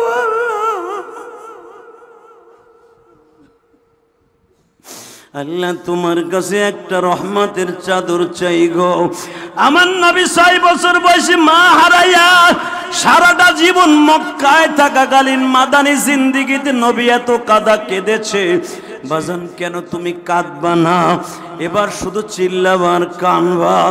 যখন লঞ্চটা ডুবে যাবে বারবার ফোন দিয়ে কয় মা গো মা, লঞ্চটা এখনই ডুবে যাবে মা। মা লাফায়ার দৌড়ায়ার বলে আমার জাদুর একবার একটু চেহারাটা দেখা। লঞ্চ মাস্টার ডুবার 1 মিনিট আগে বলে, মা লঞ্চে পানি উঠে গেছে মা, এখনই ডুবে যাবে, তুমি আমারে মাফ করে দিও মা, আমারে মাফ করে দিও মা। আব্বারে বইলা মাফ করে দিতে মা, আমি তোমার জন্য কাপড় কিনে নিয়ে আসছিলাম মা, পড়াইতে পারলাম না। ছোট্ট বোনটার জন্য 2টা স্যান্ডেল কিনে নিয়ে আসছিলাম, পড়াইতে পারলাম না। যুবক ভাই এখন চিল্লাবার কানবা, আমি জানি না এরকম জীবনী কার আছে গো। যুবক ভাই তোমরা জানো, যখন লাশগুলারে লঞ্চের তলদেশ থেকে র্যাব ভাইরা, আর্মি ভাইরা উঠাইয়া তার পকেটের মধ্যে একটা চিরকুট পেয়েছিল, ঠিকানাটা পেয়ে যখন শরীয়তপুর সখীপুর লাশটা নিয়ে গেল, হ্যাঁ যুবক ভাইরা, এই যুবকটা পানি খাইয়া 4 দিনের মধ্যে বাবা মরা গরুর মতো ফুলিয়ে গেছে। এই যুবককে যখন আর্মিরা কাফনের কাপড় পরাইয়া মায়ের কাছে নিয়ে গেছে গো, 4 দিনের লাশটা এমন পচা পচছে যুবক বাইরে কোন রকম ভাবে গন্ধে যাওয়া যায় না লাশের কাছে। লাশের সামনে যখন আর্মি বাইরে খাট বাসের পরে উঠাইয়া এইভাবে যখন লাশটাকে মার সামনে লয়ে গেছে, এখন চিল্লাবার কালবা, মার সামনে যখন লাশটা লয়ে গেছে, বাজান দুর্গন্ধে কোন যুবক কোন এলাকার মানুষ যাইতে পারে না, কিন্তু সবার নাকে গন্ধ আসলেও মায়ের নাকে গন্ধ নাই। একটা দৌড় দিয়া পলা পচা লাশের কাছে মা কাফনের কাপড়টা টান দিয়া সরাইয়া মায়ের ঠোঁটটা পচা ঠোঁটের সাথে লাগায়া বলে, বাবা ও বাবা বাবা। মায়ের জন্য কাপড় কিনে নিয়ে আসছিলাম, মায়ের কাপড় পরিধান করাইবার আগে তুমি নিজে সাদা কাপড় পরে কেন ঘুমিয়েছো বাবা? ওই যুবকের পচা ঠোঁটের গোশতগুলা মায়ের ঠোঁটে লাগছে। ওই যে বাবা একটা চিৎকার দিছে গো বাবা, আজীবনের জন্য মায়ের ম্যাড হয়ে গেছে, পাগল হয়ে গেছে। আমি ওই ছেলেটার দাফনের 21 দিন পরে আমি যখন শরীয়তপুর সখীপুর গেলাম বাবা, যে দেখি আমার ওই মাটা লঞ্চ ঘাটে দাঁড়াইয়া ল্যাংটা হইয়া নাচতাছে। আমি জিজ্ঞেস করলাম, এই মেয়েটার এই মহিলাটার তো কম বয়স, সেইখানে দাঁড়াইয়া কি বলে বাবা তুই কই গেলি কই গেলি কি কয়? তখন ওই ওয়াজ কমিটির এই সাইজের যুবকগুলা বলে, হুজুর 21 দিন আগে যেই ছেলেটার লাশ ভাইরাল হয়েছিল, এই যে সেই মহিলার ভাইয়ের মা। বহুত ডাক্তার দেখাইছে হুজুর, ডাক্তার বলছে চিরদিনের জন্য মা পাগল হয়ে গেছে। হে বগুড়ার যুবক ভাইরা রে, যেই মা সন্তানের লাশ দেখা চিরদিনের তরে পাগল হয়ে যায়, ওই মায়েরে কোনোদিন কষ্ট দিস না। আমি জানি মার কি কষ্ট রে ভাই। আমি 4 কোটি টাকা খরচ করে মসজিদ করছি, শুধু আমার মা বলেছিল, আমার 12 বছর বয়সী ইলিয়াস রে, তুই টাকার মালিক হইলে একটা মসজিদ বানাইস। বাইরে আপনাকে ওয়াজের হাদিয়া দিয়ে একটা মসজিদ বানাইছি, 4 কোটি টাকা খরচ করে দেখে আসবেন কেরানীগঞ্জ। আমি এখানে মাহফিলে আসার পরে যখন আমি আসতেছিলাম, একটা ছেলে আমার হাতের মধ্যে 100 টাকা হাদিয়া দিয়া বলে, হুজুর আমি জানি আপনি মসজিদ করতেছেন, হুজুর আমি এই ওয়াজ কমিটির লোক না, আমি পাশের মহল্লার মানুষ, হুজুর আমি আপনার মায়ের মসজিদে 100টা টাকা দিলাম। আলহামদুলিল্লাহ বলতে পারলেন না? আল্লাহু আকবার জোরে বলেন তো যুবক ভাইরা। আমি যদি পারি আমার মায়ের মসজিদ করার জন্য মায়ের একটা অর্ডার পালন করতে যাইয়া যদি আমার জীবনের সব কিছু দিয়ে দিতে পারি, তোর পাও দুইটা ধরে বলছি, তোর কিছু দিতে হবে না, তুই শুধু একটা ওয়াদা দে, মায়ের চেহারার দিকে তাকাইয়া কোনোদিন কড়া মেজাজে তাকাবি না। রাজি আসো ভাই? বাবার দিকে তাকাইয়া কখনো কড়া মেজাজে তাকাবা না, বাবার দিকে মিষ্টি নজরে তাকাবা, মায়ের দিকে মিষ্টি নজরে তাকাবা। রাজি আছেন না নাই? কে কে রাজি আছেন দেখে আল্লাহকে হাত তুলে দেখান তো ভাই, কে কে রাজি আছেন? আল্লাহ তুমি দেখো আমার এই যুবক ভাইদেরকে কবুল করে নিও। নামান হাত। হ্যাঁ, আমি কয়েকজন যুবককে নিয়ে একসাথে যদি আল্লাহ কবুল করে জান্নাতে যেতে চাই। যদি আল্লাহ কবুল করে, উল্টা পাল্টা বুঝো না মিডিয়ার গোষ্ঠী, ওই যে অনেক উল্টাপাল্টা বুঝে আগে পরে কাটছাট করে সারে, আর আমার মারে শুদ্ধ বকা মারে। আমি যদি জান্নাতে যাই এইটা বুঝেন, আমি কয়েকজন যুবক চাই একসাথে আমরা ভাইরা জান্নাতে যাই। কি রাজি আছেন? আমি মুসাফির বললাম যদি আল্লাহ আমাকে জান্নাত নসিব করে, যাদের চোখে পানি দেখছি, তোমাদের চোখে পানি দেখছি, একসাথে যেন আল্লাহ আমার একসাথে নবীর সাথে জান্নাত নসিব করে। জোরে কোন আমিন, আরো জোরে কোন আমিন। আমি 2011 সালে আমার বাবাকে নিয়ে হজ করছি, আলহামদুলিল্লাহ বলেন। আমি তো প্রতি বছর 2-4 বার মক্কা মদিনা যাই। এবার পুরা রমজান মাস মক্কায় ছিলাম, আলহামদুলিল্লাহ বলতে পারেন না? আবার রমজানের আগেও গেছি মক্কায়। এই বছরই তো গেলাম 2-3 বার। আবারও যাবো আগামী মাসে ডিসেম্বর, আলহামদুলিল্লাহ বলেন। আপনাকে লেগে দোয়া করব। আমি যখন আমার বাবার নিয়ে হজ করি, আমি চিন্তা করলাম একটা চান্স পাইছি জীবনে, এটা সারা যায় না। বাবারে কাবা ঘরের দরজার সামনে দাঁড় করাইয়া 2টা পাও ধরে বলছিলাম, বাবা গো, আপনি যদি আমার মাফ না করেন, আমার মৌলানাগিরিতে কাম হইব না, বক্তাগিরিতে কাম হইব না। 2011 সালে আব্বা আপনি আমার মাফ করে দেন, যেন আল্লাহ আমাকে মাফ করে দেয়। আমার বাবারে বুকের মধ্যে নিয়ে কাবা ঘরের সামনে দাঁড়ায় মাফ চাইছি। আজকে তোমরা আমার কথায় কান্দো, এমনি এমনি না। আমার বাবা কাবা ঘরের স্বর্ণের দরজাটা ধরে বলেছিল, আল্লাহ আমার ইলিয়াস যতগুলো মাহফিলে যাবে অন্তত একটা মানুষের চোখ দিয়ে হইলো পানি ফেলাইবা। শত শত মানুষ পানি ফেলছে, এটা আমার বাবার দোয়া, এটা আমার এলেমের বাহাদুরি না, আমার বক্তাগিরির বাহাদুরি না। কথা ঠিক না বেঠিক? হ্যাঁ যুবক, তুমি যদি জীবনে সুন্দর রেজাল্ট করতে চাও, তোমার জীবনে ভালো চাকরি পাইতে চাও, কোটি কোটি টাকার মালিক হইতে চাও, মাত্র 1 মিনিট টাইম দিব। 1 মিনিটের ভিতরে আমি কয়েকটা বন্ধু চাই যাদের বাবা এই মাঠের মধ্যে আছে। ওই যুবকগুলো দাঁড়াও তো, কার কার বাবা আছে এই মাঠের মধ্যে? দাঁড়াও তো, কাদের কাদের বাবা আছে এই মাঠের মধ্যে? তারা দাঁড়াও। এই মাঠে বসে আছে বাবা, তারা দাঁড়াবেন। যাগো বাবা বাসায় আছে তারা না, যাদের বাবাই মাঠের মধ্যে বসা আছে, আপনি জানেন যে আমার বাবাই মাঠে বসে আছে, সেই যুবকগুলো দাঁড়াই থাকো। দাঁড়াও, দাঁড়াও। এই ওয়াজ কমিটির যুবক, তোর বাবারা নাই? দাঁড়া, সব দাঁড়া। যারা এখানে আছেন, যাদের বাবাই মাঠে আছে, তারা দাঁড়ান। ওই ছেলেটা দাঁড়াই দাঁড়ায় কান্দে, দেখেন। এই যে ছেলেগুলা দাঁড়াইছে, বাপগুলা দাঁড়ান তো, বাবাগুলা দাঁড়ান। আপনি দেখতেছেন আপনার ছেলে দাঁড়াইছে, বাপগুলা দাঁড়াইতে বলছি। বাবাগুলা দাঁড়ান, বাবাগুলা দাঁড়াও। জান্নাতের খেলা খেলবো এখন। কে কইছে তোমারে মাফ করবেন? আমি কোরআন শরীফ ধরে বলে গেলাম, তোমার আব্বা যদি আজকে মাফ করে দেয় যুবক, তোরে আল্লাহ মাফ করে দেবে আজকে। আমি বলে গেলাম মাফ করে দেবে। আমি বলার সাথে পাগলের মতো দৌড় দিবি, বিদ্যুতের মতো দৌড় দিয়া বাবারে বুকের মধ্যে সাইপা ধরে খালি চিল্লাবি আর বলবি, আব্বা তুমি মাফ না করলে বলে আমার কোনো গুনাহ আল্লাহ মাফ করবে না, আমার কোনো নামাজ রোজা কবুল হবে না, হজ যাকাত কবুল হবে না। আমি ধনী হইতে চাই, আমি টাকার মালিক হইতে চাই, আমি চাকরি চাই। আব্বা তুমি এই রাত 12টার সময় তুমি আমার জন্য দোয়া করবা, তুমি আমার মাফ করে দেবা। তোমার আব্বা যদি মাফ করে দেয়, আমি বললাম পৃথিবীর কোনো পীর সাহেবের দোয়া লাগবে না, তোমার বাবাই বড় পীর। দে দৌড় দে যুবক, দৌড় দে, দৌড় দে যুবক, দৌড় দে। দৌড় দিয়া বাবার বুকের মধ্যে চাইপা ধরে কাঁদতে থাক। ওই দেখ যুবক, দৌড় দে, দৌড় দে। পাও ধরা লাগবে না, বুকের মধ্যে চাইপা ধরে কাঁদতে থাকো। বাবারে বুকের মধ্যে চাইপা ধরে কাঁদতে থাকো। বাবারে জোরে বুকের মধ্যে চাইপা ধরো। যুবতী বোন, তোমার মা তোমার কাছে আছে না? বোন দেখো তো তোমার মা আছে কিনা। একটা দৌড় দিয়ে মায়ের বুকের মধ্যে নিয়ে মাপ চাও তো। একটা দৌড় দিয়ে মায়ের বুকের মধ্যে নিয়ে মাপ চাও তো। যুবক তাড়াতাড়ি বাবার কাছে মাপ চা, ছাড়বি না, ছাড়বি না। বাবারে বুকের মধ্যে না কাঁদতে থাক, বাবারে বুকের মধ্যে না কাঁদতে থাক।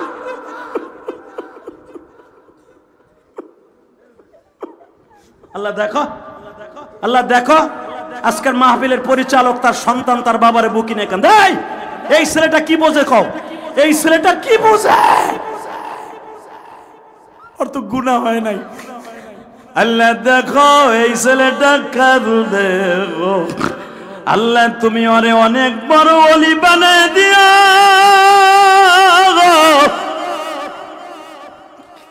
আল্লাহ খাবারে বরকত দিয়ে দিও। আল্লাহ অনেক যুবক মাহফিলের মাঝখানে বাবারে বুক নিয়ে চিল্লায় আর কান্দে।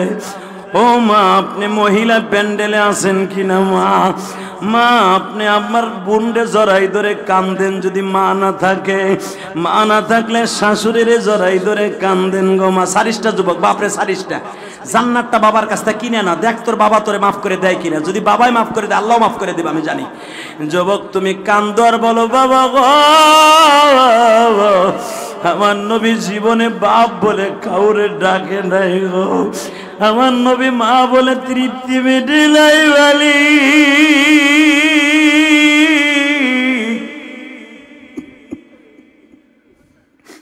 চারিদিকে শুধু কান্নার কান্নার আওয়াজ।